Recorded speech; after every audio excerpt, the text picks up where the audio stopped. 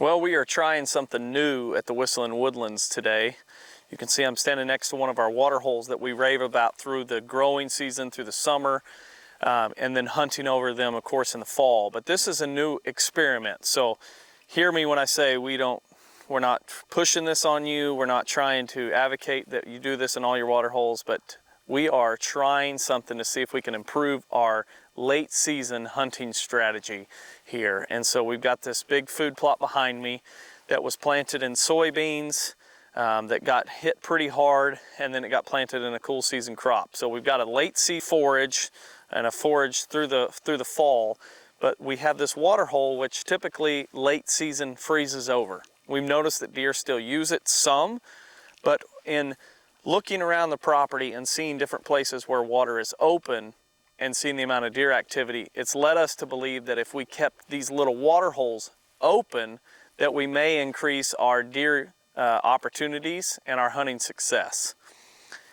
A couple of those observations were puddles in farm roads that were frozen. When we drive through, they break loose, and then that afternoon or evening there's deer standing there drinking. Another observation was next to a little seep or spring in the side of a hill that was pumping out water in a trickle year-round, and deer using it much more than they use it during the other parts of the year. So in looking at that, we realized let's try something. So we have a simple solar panel, no battery. This is a system running off a switchboard that basically turns on when it gets sunlight and turns off when the sun goes down or gets behind heavy cloud cover. Currently, as you can see the sky behind me, we have pretty good clouds, and we're still pumping out water. When we get full sun, this is really pumping, and this was frozen up last night. Of course, we cut this hole in last week when we had frigid temperatures in single digits and wind chills negatives. We cut this in and put this aerator in here. So we had to make the initial cut, drop it in. Now it's been bubbling every day and opened up the water throughout the day, and then of course it freezes back up at night.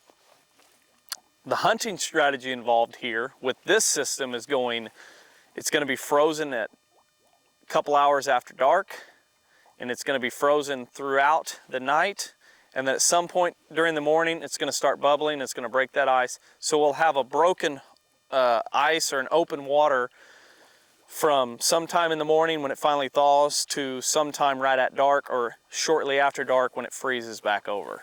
It's almost like an opportunity for a hunting strategy. So moving forward, we're going to keep testing this, seeing if we can figure out the technique of aerator placement in the pond, but then having this field in a late season food source. So it could be standing corn with brassicas underneath with a hole in the pond open up so that we have great forage as well as open water. Both very limited in this neighborhood during that time in December and early January. So really excited to try this and see what happens.